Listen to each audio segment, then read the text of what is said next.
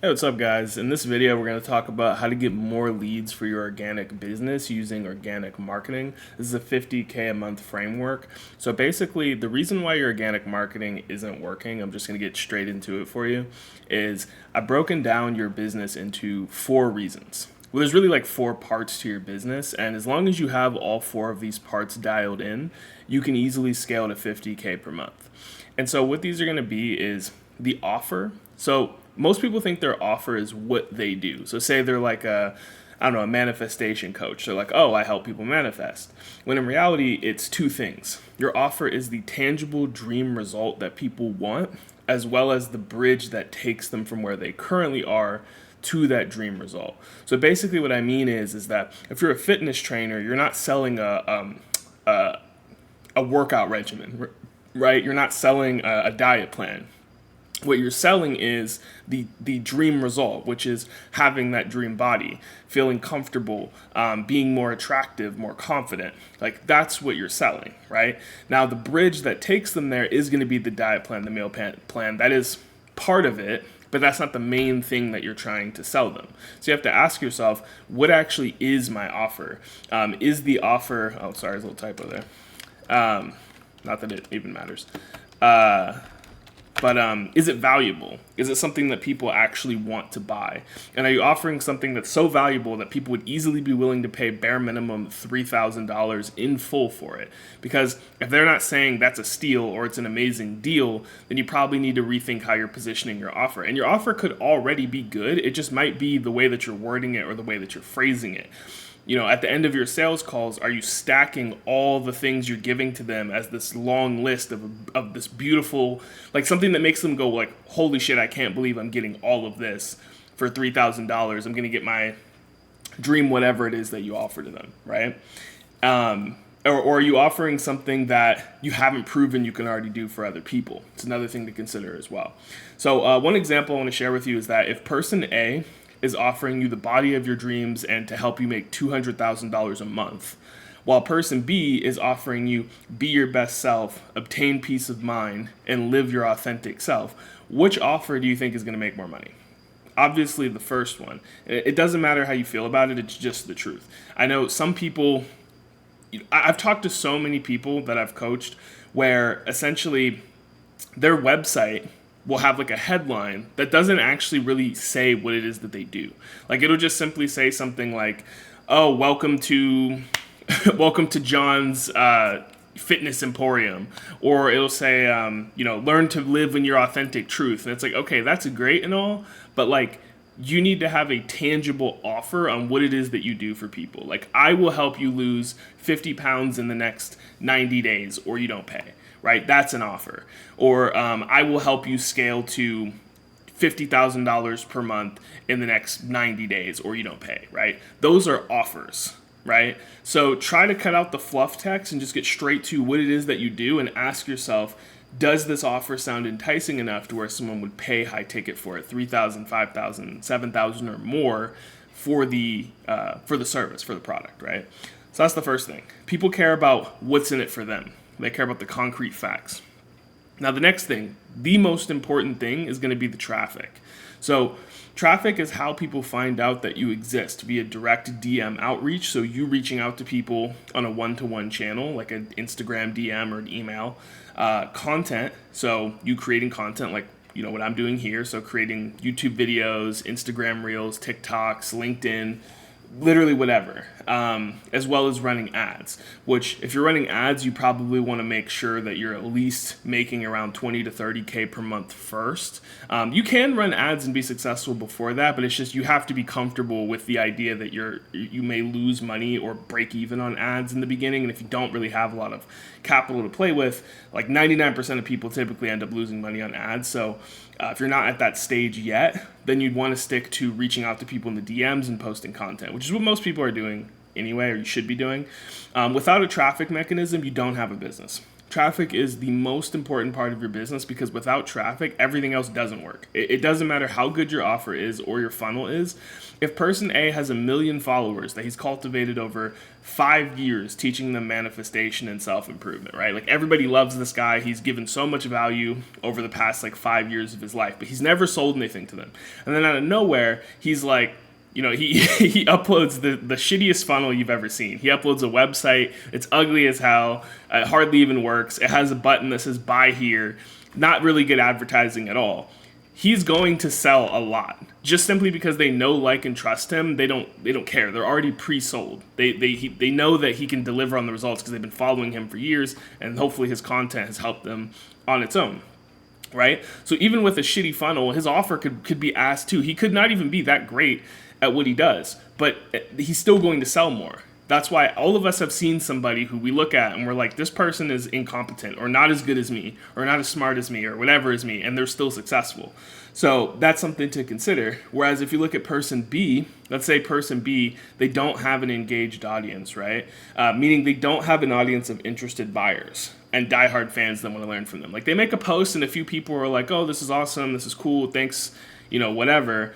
But they're not really getting people asking them to coach them or getting DMs asking to buy their products, right? And they're wondering what it is they have to post or what it is they have to DM people to get them to actually buy what they want. Now, for this person, you could build them the best funnel in the world, and they would not even come close to selling as much as person A, who has diehard fans and has a something that they want.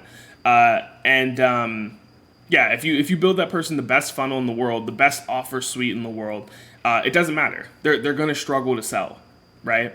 So traffic is the most important thing. Now, that doesn't mean that all traffic is good traffic, because it's important to note that quality of traffic is equally important. So that's why you also see on the flip side, some people have 1 million followers and can't sell a t-shirt, while others have a few hundred followers. They're getting 1,000 views or less per video, and they make like 5 figures per month or more because their content focuses on giving value and solving big problems for others, right? So it's attracting a quality audience of people who have that problem, even if it's a niche problem. So I'll tell you what I mean. Like, this is why comedy creators struggle the most with monetizing, because they just make videos that don't really like solve a problem for people or show competency. Like, nobody's really thinking about paying $5,000 to somebody who just makes funny TikToks, right? I'm not saying that people who make funny TikToks can't make any money. They can, but it's usually going to be through some sort of a like brand deal or something like that, right? And even then, it's kind of hard because it's like if you have a girl who has 1 million followers for being pretty, it's so much easier for her to get high quality brand deals for like makeup companies or something like that, who she is going to sell that. Because when other girls see her in that makeup, they're going to be like, oh, I want to buy that. But if you're just like a comedy creator, you're not really helping anyone. You're just kind of posting whatever. You're not focusing on solving problems for clients. You're not posting like an entrepreneur. You're posting like an influencer. Then, and this is the problem I see with a lot of people, is that they're not posting like an entrepreneur. They're posting like an influencer. The difference is that people who post like influencers, they focus way too much on views and not on their customers. You have to get inside your customer's head and think, what is my customer struggling with? What is keeping them up at night? What is it that I wish I would have saw 2 years ago that really would have helped me? And just really give it away. Like, give away everything and really try to help them as best you can. And when you do that, even if one person sees your video, that one person could end up turning into a client. Whereas somebody else could have thousands and thousands of views, and maybe it's let's say, for example, you're a self-improvement coach, and you're just posting funny meme videos about self-improvement. But you're not really focusing on anything unique that shows competency or client results or that you can solve problems. You're not posting like an entrepreneur, you're posting like an influencer. Yeah, you'll get views, but like people are just going to watch your video and scroll to the next thing, right? But if you have in-depth, long YouTube videos showing your client success or client calls or something like that, showing competency, that sort of video may get less views, but it'll actually give you a higher quality of traffic. I think actually having a mix of both can be good, to where you have some videos that are designed to give you more eyeballs, and then other videos that are designed to give you more quality eyeballs. So that's something to definitely consider when you're thinking about traffic. But yeah, the only ways to get traffic is going to be directly reaching out to people. I'd say if you're a coach, like for me, I work with other businesses. So it's easier for me to directly outreach to them and immediately talk business. But with a coach, you typically have to be like so much above the other person that like it's weird for you to reach out to someone like cold. You're typically going to be reaching out to people who are watching your stories, liking your stuff, engaging with everything. So for traffic, it has to be posting content wherever you can, YouTube, Instagram, whatever, posting content, and then reaching out to people that like, follow, engage with your stuff. I feel like most people should know that. The next is nurturing. So how people get more and more warmed up to the idea of buying from you via your long form content, your short form content, and sales assets that explains more about what you do, how you do it, the results that you provide to them, and who you are as a person. So to be clear, sales assets refer to any piece of media that helps prospects make a buying decision. So this is client testimonials, case studies, which is like a breakdown of exactly what you did to help a client, making useful videos that people can take, and they should be able to take the info from your video and go implement it and see some success from that. VSLs, which is a video sales letter, is basically just making a video on a website or on your channel or whatever, where you're kind of talking about what it is that you do, who you do it for, clients you've helped, etc. Educational content videos. So yeah, your content ideally should be a mix of giving extreme value that betters others' lives, so that way they know that you're an expert. Also talking about yourself in your video so that people know who you are and they trust you, and then also finally showing off results that you've gotten for others so that people have proof that you can help them for sure. So these three types of content should be everywhere. So again, that's content where you're showing off your expertise, educating people or whatever. And then that's content where you're talking about your client results. And then content where you're kind of talking about yourself or your personal opinions, your story, your failures, so people can kind of get to know you. And you should be posting this YouTube, TikTok, Instagram, X, or Twitter, whatever you want to call it, and LinkedIn. I put YouTube twice. But yeah, that's basically like the, I would say the main 5 that you want to be posting to. Now, you don't have to post to all of them. I think that at least having one long form and one short form is good. So like, I think the best combination is Instagram for short form and YouTube for long form, because YouTube is just the best platform for long form. Like there's no reason not to have a YouTube. It just helps so much to have long, because the way content nurturing works is that each minute of content somebody watches from you is basically like chopping down a tree. I took this analogy from somewhere else, so don't not patenting this, but basically every time they watch a piece of content, it's like an axe is getting chopped in the tree. Like every like minute of content is like another swing. And then once they've watched enough content, the tree essentially falls over, and that's basically them deciding to buy from you. So YouTube content can really speed that up. Short form content is the easiest way to get really quick eyeballs, because usually if you can put out quick 30-second reels and TikToks and shorts, and usually those will garner more eyeballs more quickly, and then you can direct them to your YouTube where they can get more longer in-depth stuff, which can really help to warm them up and make them ready to buy. But yeah, I highly recommend YouTube for long form and short form, and Instagram for short form. I think another good combination is TikTok and Instagram both for short form. Tell people on your TikTok to go to your Instagram, and then on your Instagram you can link people to your YouTube. So that's a really good funnel as well. Now the converting, this is the final part, and this is the money. So this is the systems and strategies that directly convert nurtured or warmed up ready to buy prospects into sales. So this can be done via direct DM booking to a sales call. So basically like you're talking to them in the DMs and you send them the link to a sales call. And the DM conversation doesn't have to be anything complicated. It's usually what you're trying to do in the DM is you're trying to find out if you can genuinely help this person.